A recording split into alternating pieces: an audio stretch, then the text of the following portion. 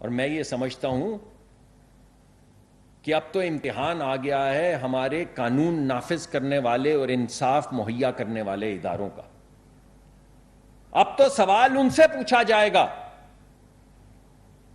کہ یہ تمام شہیدوں کا جن کا میں نے ذکر کیا اور وہ تمام غازی جن کا میں نے نام نہیں لیا،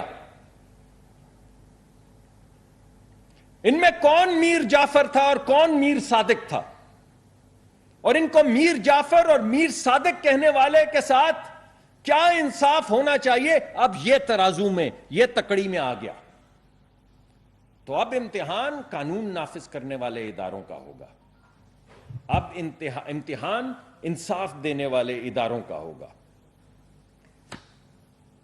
اب انصاف اور قانون نافذ کرنے والے ادارے بتائیں گے کہ نیوٹرل کو گالی بنانے کا مقدمہ کیا ہے، کیا ہونا چاہیے. اگر کسی کو نیوٹرل نہیں ہونا چاہیے، نیوٹرل صرف کرکٹ میں امپائر کو ہونا چاہیے، باقی سب کو آپ کے ساتھ ملنا چاہیے. مگر جو شخص خود بتاتا ہو کہ میں نے بال ٹیمپرنگ کیسے کی تھی، اس شخص کو کیا لگے نیوٹرل کے ساتھ؟ جب نیوٹرل سوٹ کرے تو اچھا، جب نیوٹرل خلاف چلا جائے تو برا. اور ایک میں اور بھی بات آپ کو بتانا چاہتا ہوں.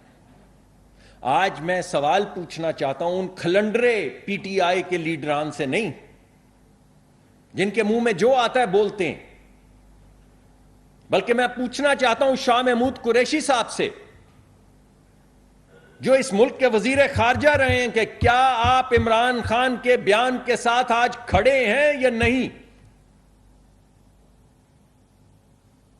میں پرویز خٹک صاحب سے پوچھنا چاہتا ہوں، جو اس ملک کے وزیر دفاع رہے ہیں، کہ کیا آپ آج عمران خان صاحب کے ساتھ کھڑے ہیں یا نہیں؟ اور میں پرویز الہی صاحب سے پوچھنا چاہتا ہوں، جنہوں نے پہلے کنڈیم کیا گل صاحب کو، کہ کیا آج وہ عمران خان صاحب کی یہ بات کنڈیم کرتے ہیں یا نہیں؟ اور وہ ہمارے وزیر خارجہ بھی جو رہے ہیں، وہ بھی لوگ جو پاکستان کے خلاف سازشیں کر رہے تھے چند دن پہلے، یعنی آپ کو سکون ہی نہیں آ رہا. کبھی آپ جا کے سازش کرتے ہیں آئی ایم ایف کے خلاف کہ پاکستان کو آئی ایم ایف پروگرام سے نکال دیا جائے کسی طریقے سے، اور پاکستان کا شری لنکا والا حال ہو جائے.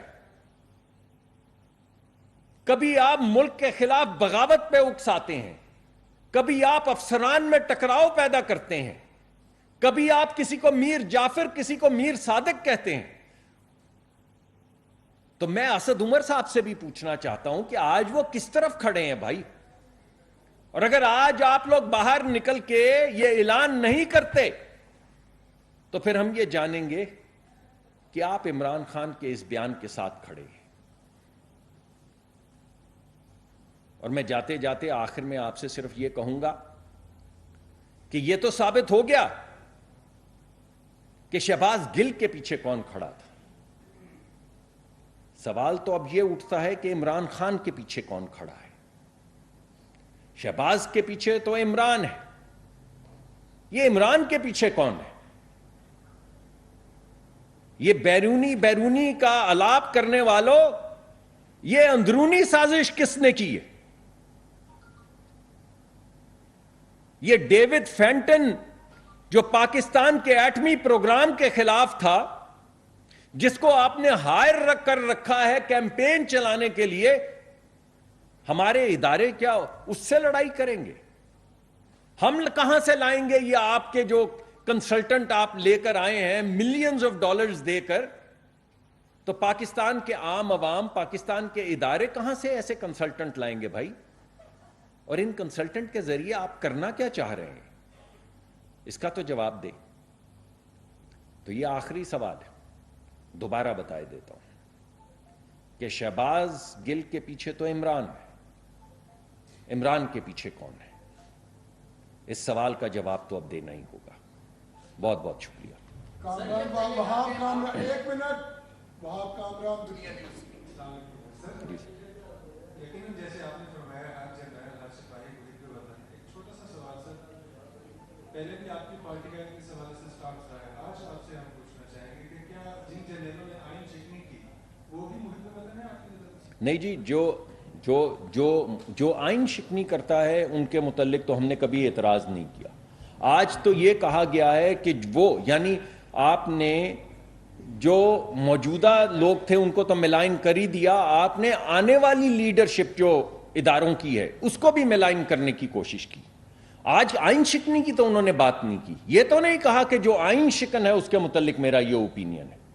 انہوں نے تو کہا ہے کہ آنے والے وقت میں وہ لوگ جو اپنی زندگیاں داؤ پہ لگا کے یہاں پہ پہنچے ہیں ان میں سے کون محب وطن ہے. آج تو انہوں نے یہ سوال اٹھایا.